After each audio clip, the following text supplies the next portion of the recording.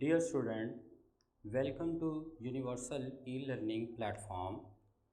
और स्टूडेंट्स हम स्टार्ट करते हैं our topic number 2.1 that is basic concepts of vector. That is very important topic because this topic has very small subtopic which one discussed in previous lectures. Now we are discussing subtopic that is unit vector. तो students unit vector जो है ये हमारे पढ़ने के लिए या हमारे सब्जेक्ट में क्यों है, इसकी क्या इम्पोर्टेंस है। ये सबसे इम्पॉर्टेंट ये है कि इसके अंदर हमने इसकी सिग्निफिकेंस ये है कि आप इसकी मदद से जो है वो किसी भी वेक्टर की डायरेक्शंस फाइंड आउट कर सकते हैं। मतलब इसकी अहमियत ये है कि आपने जब भी किसी वेक्टर की डायरेक्शन निकालनी हो तो आप उसके लिए यूनिट वेक्टर जो है वो डिफ़ाइन करेंगे। तो यूनिट एक्चुअली निकला है यूनिटी से। तो यूनिटी मीन वन, यूनिटी जो है उसका मतलब होता है वन। तो यूनिट वेक्टर की डेफिनेशन अगर हम लिखें, a vector which has one magnitude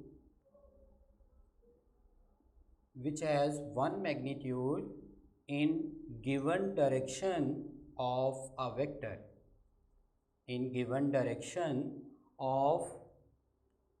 vector, किसी भी वेक्टर के दी गई डायरेक्शन में अगर उसकी मैग्नीट्यूड वन है तो आप उसको यूनिट वेक्टर कहेंगे।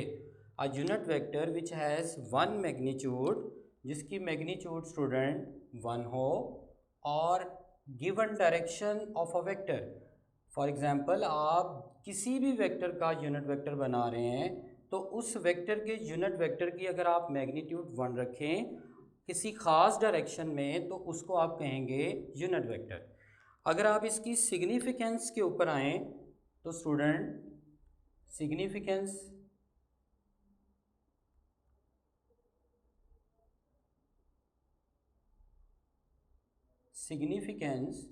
सिग्निफिकेंस है हमारे पास कि इट इज़ यूज्ड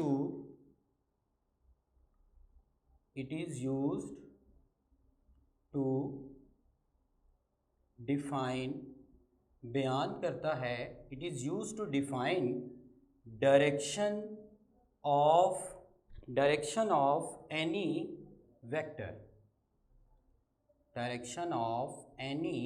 वेक्टर, किसी भी वेक्टर की डायरेक्शन बताने के लिए हम यूनिट वेक्टर को स्टडी करते हैं। अब देखें, वेक्टर को रिप्रेजेंटेशन करने के लिए हमने सीखा था प्रीवियस, जो इससे पहले हमने लेक्चर पढ़े हैं उसमें हमने जो है वो रिप्रेजेंटेशन ऑफ वेक्टर किया था। अब यूनिट वेक्टर आ गया, ये एक किस्म की वेक्टर की टाइप्स हैं। तो टाइप में आप देखें यूनिट वेक्टर जो है उसकी भी रिप्रेजेंटेशन होगी। तो यूनिट वेक्टर की रिप्रेजेंटेशन के लिए स्टूडेंट हम जो है वो रिप्रेजेंट करते हैं by a symbol of cap और hat. representation of unit vector, it is represented or denoted by, it is represented by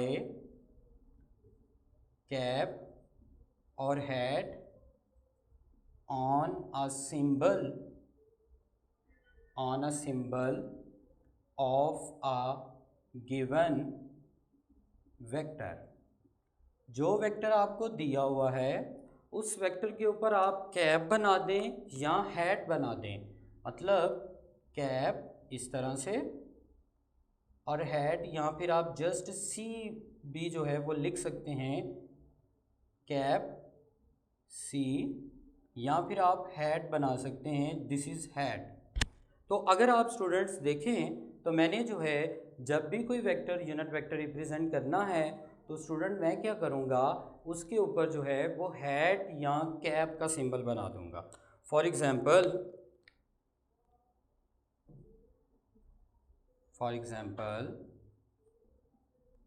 a vector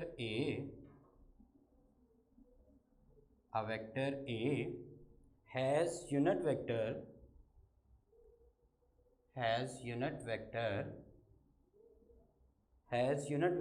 as A cap और ए हैट।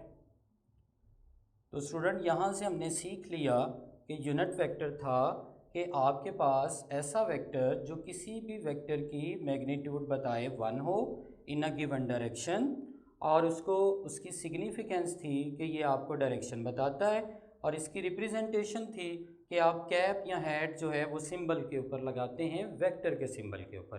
कि मेरे पास ए था तो वो ए कैप बन गया। अगर स्टूडेंट यहाँ पर हो बी हो और बी, तो बी कैप हो सकता है या फिर बी हैट भी हो सकता है एटस्ट्रा। तो ये मेरे पास थे रिप्रेजेंटेशन ऑफ यूनिट वेक्टर। अब अगर आप देखें यूनिट वेक्टर की इम्पॉर्टेंस जो है वो हमारे पास इस सब टॉपिक जितने भी सब टॉपिक हैं इन सब की इम्पॉर्टेंस जो है शॉर्ट क्वेश्चंस है। सब की इम्पॉर्टेंस जो है वो शॉर्ट क्वेश्चंस है, और इसमें बाकायदा जो है वो न्यूमेरिकल टाइप जो है वो शॉर्ट क्वेश्चन भी बन जाता होता है। तो अब इसके साथ इसी टॉपिक के लास्ट में मैं आपको जो है वो MCQs भी बताऊंगा, जिसमें आपको इस टॉपिक की मज़ीद जो है वो क्लैरिफिकेशन हो जाएगी। तो अब इसका हम जो है वो फॉर्मूला बनाते हैं student, formula of unit vector.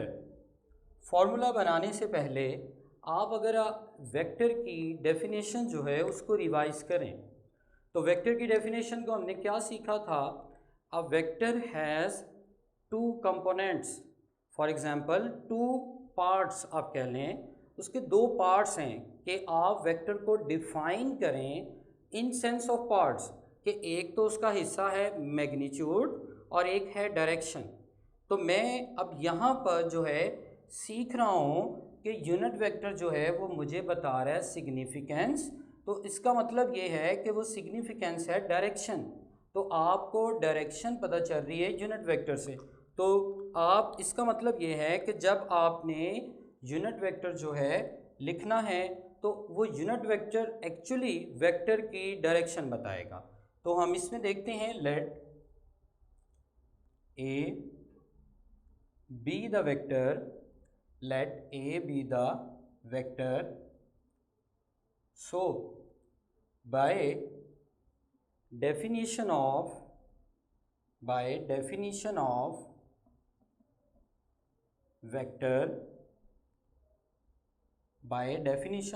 vector, we write A vector as, definition of vector से हम जो है वेक्टर ए को लिख सकते हैं। देखें ये वेक्टर ए है, vector is equal to direction and magnitude. तो डायरेक्शन जो है वो हमारे पास है एक्चुअली यूनिट वेक्टर।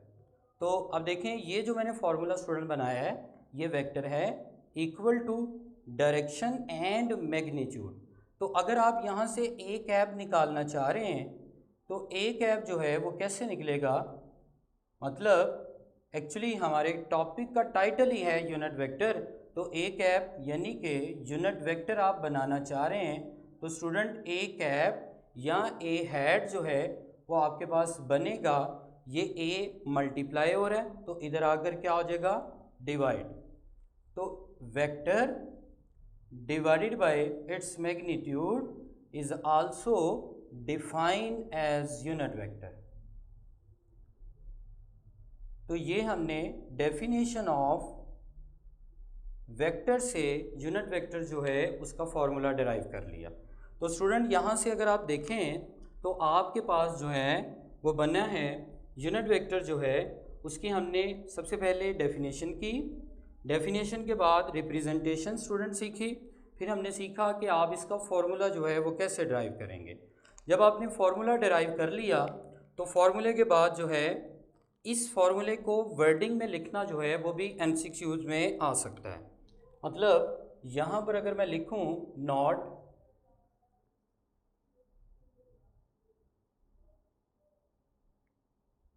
तो नॉट जो है ये एक्चुअली MCQs का पार्ट है, जो बनेगा unit vector is equal to vector divided by its magnitude, या फिर ऐसे कह सकते हैं यूनिट वेक्टर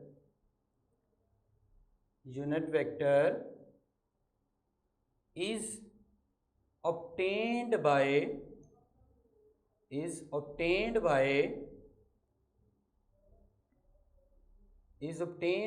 dividing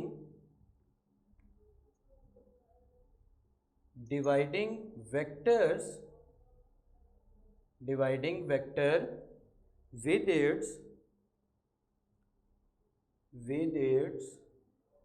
मैग्नीट्यूड।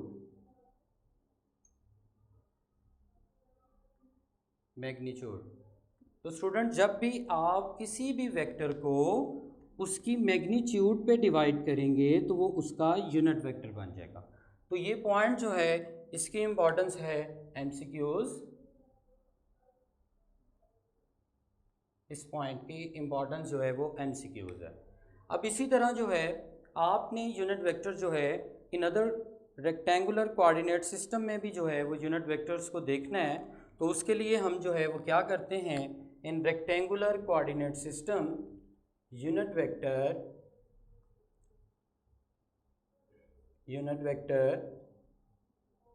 इन rectangular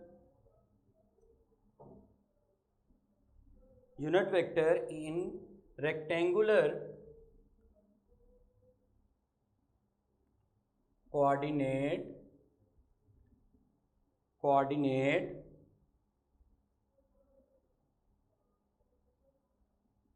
system. Student, rectangular coordinate system में हमारे पास जो मैक्सिमम जो है वो कंपोनेंट्स होते हैं वो 3 होते हैं। मैक्सिमम कंपोनेंट्स जो हैं वो हमारे पास 3 होते हैं। अगर आप यहाँ पर रेक्टेंगुलर कोऑर्डिनेट सिस्टम को ड्रा करें,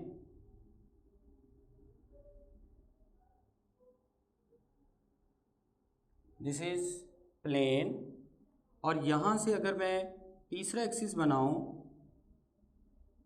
तो ये जो है रेक्टेंगुलर कोऑर्डिनेट सिस्टम का स्पेस बन गया है। तो अब स्पेस में जो है हमारे पास 3 तरह के यूनिट वेक्टर होते हैं। अगर स्टूडेंट मैं इसको एक्स एक्सिस कह देता हूँ, और इसको जो है वो मैं वाई एक्सिस कह देता हूँ, और इसको जो है वो अंडरस्टूड है मुझे जी एक्सिस कहना पड़ेगा। It means that unit vector along x axis is denoted by as I cap। Very important point कि आपके पास जब भी आपने किसी भी वेक्टर को लिखना है, फॉर एग्जांपल मैं यहाँ पे लिखता हूँ 2i cap। 2i cap mean 2 units along x axis। तो इससे हमें ये सीखने को मिला कि जब भी आपने रेक्टेंगुलर कोऑर्डिनेट सिस्टम के अंदर एक्स एक्सिस को रिप्रेजेंट करना है तो उसके लिए आप जो है वो आई कैप जो है वो लिखेंगे। तो इसी तरह हमारे पास वाई एक्सिस जो है इसका जो यूनिट वेक्टर होता है स्टूडेंट, वाई एक्सिस का यूनिट वेक्टर जो है वो होगा हमारे पास जे कैप, और इसी तरह जो है वो z एक्सिस का जो है वो यूनिट वेक्टर जो होगा वो k कैप होगा। एक्चुअली स्टूडेंट ये जो z एक्सिस है ये इसके परपेंडिकुलर है, स्पेस में है। मतलब अगर आप यहाँ पर देखें तो आपके पास x, y और z ये तीनों जो हैं वो इस तरह से स्पेस में हैं। तो हमने यहाँ से हमारा कंसर्न है कि यहाँ से हमने सीखना है कि अगर 2i लिखा है तो उसका मतलब आपने 2 यूनिट्स अलोंग एक्स एक्सिस जाना है। अगर 2j लिखा हो यहाँ पर तो इसका मतलब है कि आपने 2 यूनिट्स अलोंग जो है y एक्सिस जाना है, और अगर 2k लिखा हो it means you are moving towards z axis along z axis as 2 units. तो अब यहाँ से सीख चुके हैं कि स्पेस में 3 तरह के यूनिट वेक्टर होते हैं, आई, जे और के। आई, जे और के ये हमारे रेक्टेंगुलर कोऑर्डिनेट सिस्टम के यूनिट वेक्टर हैं। तो अगर आप इसको वर्डिंग में लिखें तो हम लिख लेते हैं आई I cap is equal to unit vector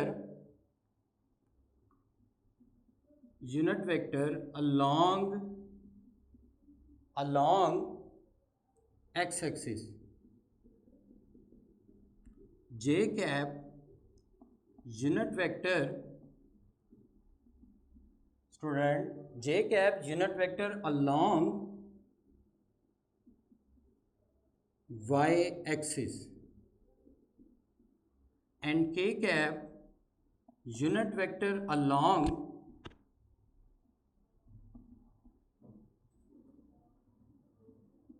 z axis.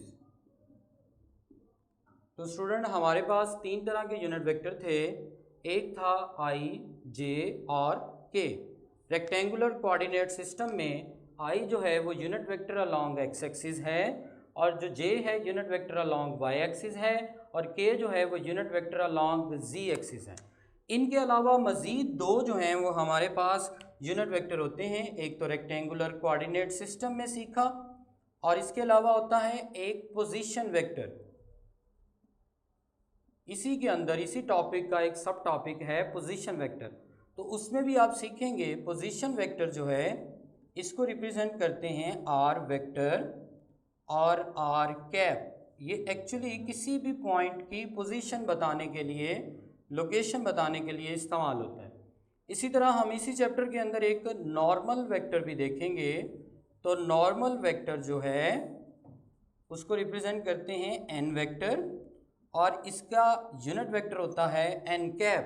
तो एन कैप या आर कैप जो हैं ये भी हमारे पास पोजीशन वेक्टर है. ये भी हमारे पास जो हैं दोनों के दोनों जो हैं वो यूनिट वेक्टर हैं. तो मज़ीद देखें 5 टाइप्स के हमने यूनिट वेक्टर जो हैं वो यहाँ से सीख लिए हैं. अब यहाँ पर आते हैं, छोटा सा MCQs है for your information. MCQs, A cap, let A be the vector, then A cap mod is equal to. तो स्टूडेंट अगर आप इसके ऑप्शंस देखें A, B, C and D, 4 options हैं. इनमें अगर हम लिख लेते हैं A vector over magnitude, A magnitude over A vector simply is equal A, और D ऑप्शन इज इक्वल 1. तो स्टूडेंट अगर आप इसको देखें ज़रा ध्यान से, तो मैंने लिखा हुआ है A कैप और इसके साथ लिखा हुआ है मॉड. तो मॉड रिप्रेजेंट करता है, हमने रिप्रेजेंटेशन ऑफ वेक्टर्स में सीखा था, मॉड रिप्रेजेंट करता है मैग्नीट्यूड को.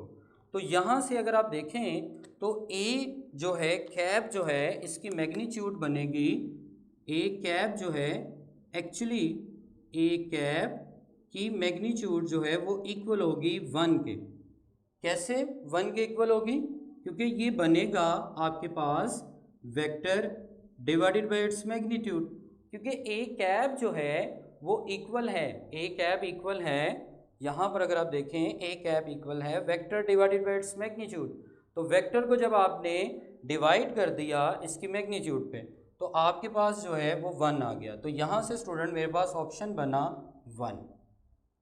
तो इसी तरह ये हमारे पास था यूनिट वेक्टर. इसी तरह सब टॉपिक है नल वेक्टर. जैसे सब टॉपिक था यूनिट वेक्टर, इसी तरह स्टूडेंट आपके पास है नल वेक्टर. तो नल वेक्टर जो है इसकी इम्पॉर्टेंस जो है वो भी शॉर्ट क्वेश्चन है. इसके लिए तो बाकायदा एक्सरसाइज का शॉर्ट क्वेश्चन नंबर है 2.5, जिसके अंदर लिखा हुआ है can we add 0 to a null vector. तो क्या आप 0 नल वेक्टर को ऐड कर सकते हैं? तो उसके लिए आप देखें आपके पास जो है, पहले तो हम नल वेक्टर की डेफिनेशन देखते हैं. अ वेक्टर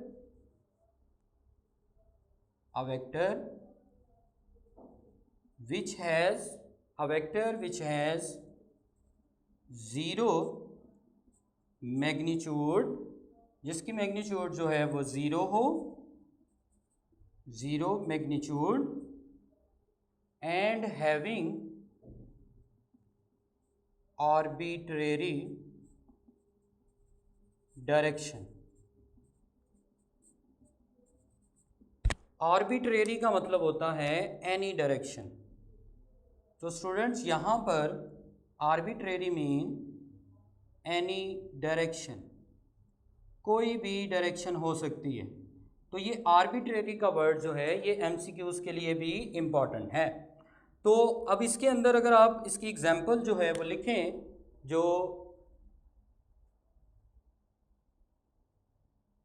रिप्रेजेंटेशन, पहले हम रिप्रेजेंटेशन को लिख लेते हैं स्टूडेंट, तो उसके बाद जो है आप इसकी एग्जांपल की तरफ आते हैं। It is denoted by, it is denoted by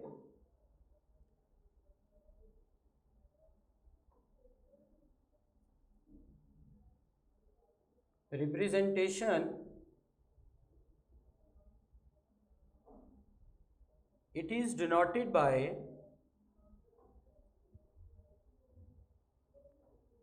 O, और उसके ऊपर आप एरो लगाएंगे because this is a vector. O और उसके ऊपर आप एरो लगाएंगे because this is vector quantity.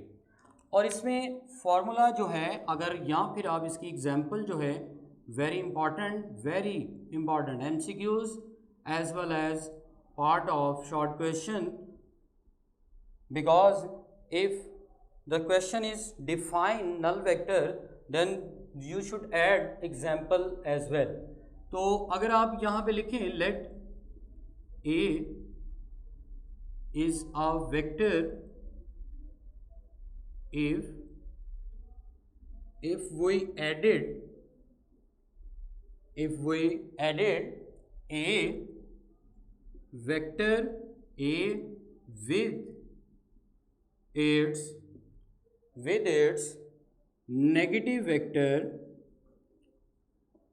with its negative vector, then null vector is obtained। इससे हमने ये सीखा किसी भी दो वेक्टर्स का रिजल्टेंट जो है कब ज़ीरो होगा, जब मिनिमम जो हैं वो दो वेक्टर होंगे। मतलब यहाँ पर मैं वेक्टर लिखता हूँ A और इसमें आप स्टूडेंट ऐड करें नेगेटिव वेक्टर ऑफ A, तो ये आपके पास बनेगा नल वेक्टर O। तो कम से कम जो हैं वो हमारे पास दो वेक्टर होंगे जिनका रिजल्टेंट ज़ीरो हो सकता है। वो कब ज़ीरो हो सकता है, जब एक वेक्टर का नेगेटिव वेक्टर उसमें ऐड करें। अब ये ऐड कैसे हो रहा है, by head to tail rule जो आप सीख चुके हैं। फॉर एग्जांपल यहाँ पर हो b प्लस नेगेटिव b, तो आपके पास क्या आएगा, नल वेक्टर। तो vector when a vector add with its negative vector then null vector is obtained. Students equal vectors जो है इसकी डेफिनेशन क्या हो सकती है, एक्चुअली ये भी जो है वो शॉर्ट क्वेश्चन है, same like as null vector. Equal vectors क्या होंगे, a vectors said to be equal vectors if they have same magnitude. For example मेरे पास दो वेक्टर्स हैं A एंड B, अगर इनकी मैग्नीट्यूड जो है वो 10 न्यूटन है, तो अगर इनकी डायरेक्शन भी सेम हो तो आप इनको इक्वल वेक्टर्स कहेंगे। तो आपके पास यहाँ पर एक पॉइंट और मैंने ऐड किया है, same magnitude and same direction regardless of their initial position. तो इससे हमें ये पता चल रहा है कि इनकी इनिशियल पोजीशन जो सी मर्जी हो, किसी भी पॉइंट पर जाकर अगर इनकी मैग्नीट्यूड और डायरेक्शन सेम हो गई है तो इनको हम इक्वल वेक्टर्स कहेंगे। तो एग्जांपल में है a parallel vectors said to be equal vectors if they have same magnitude. Parallel mean इनकी डायरेक्शन सेम है, जैसे यहाँ पर दो वेक्टर ड्रा किए हैं A एंड B, दोनों का अगर आप एरो देखें तो एरो जो है वो नॉर्थ डायरेक्शन में है और A और B, और इनकी अगर आप लेंथ देखें दोनों की तो वो भी सेम है।